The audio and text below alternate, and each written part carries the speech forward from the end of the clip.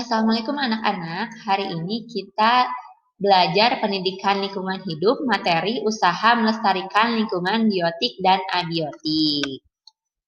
Masih ingat tidak apa itu lingkungan hidup? Sebenarnya materi ini sudah kalian pelajari di kelas 2. Mari Ibu ingatkan kembali apa itu pengertian lingkungan hidup. Lingkungan hidup adalah kesatuan yang meliputi berbagai makhluk hidup beserta seluruh komponen di sekitarnya. Komponen dan lingkungan hidup itu dibagi menjadi dua. Yang pertama, ada lingkungan biotik dan yang kedua ada lingkungan abiotik.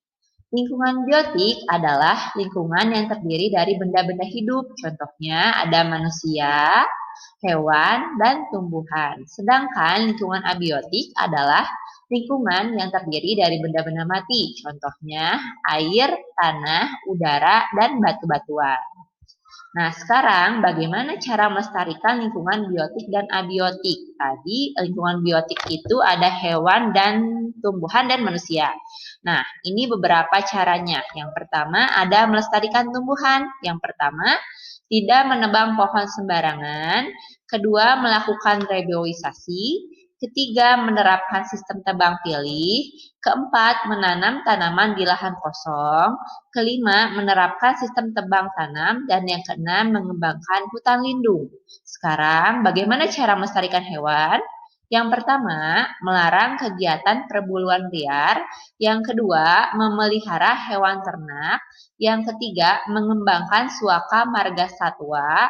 Yang keempat, menggalakkan kegiatan penghijauan. Nah, sekarang usaha melestarikan lingkungan biotik atau lingkungan yang tidak hidup. Yang pertama, bagaimana cara melestarikan air? Yang pertama, tidak menebang pohon sembarangan karena pohon menjaga tanah resapan. Kedua, menjaga sumber mata air. Ketiga, tidak membuang sampah atau limbah ke sungai. Nah, sekarang udara. 1. Menggalakkan penanaman pohon atau tanaman hias di sekitar kita. 2. Mengurangi penggunaan gas freon pada AC dan kulkas. Jika barang tersebut tidak terlalu dibutuhkan, maka sebaiknya tidak digunakan.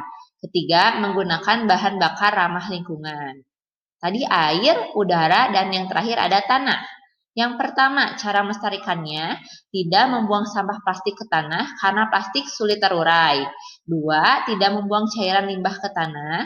3. Menggalakkan kegiatan reboisasi di tanah yang gundul. Nah, sekarang, kenapa kita perlu melestarikan lingkungan biotik dan abiotik? Kenapa ya kira-kira? Karena agar terjadi keseimbangan antara semua komponen kehidupan dan kelangsungan makhluk hidup di bumi terjaga. Nah, ini juga untuk kelangsungan semua manusia. Jika lingkungannya rusak, maka kehidupan manusia pun tidak akan berlangsung dengan lama. Semoga bab usaha melestarikan lingkungan biotik dan abiotik ini bisa dipahami oleh kalian. Terima kasih.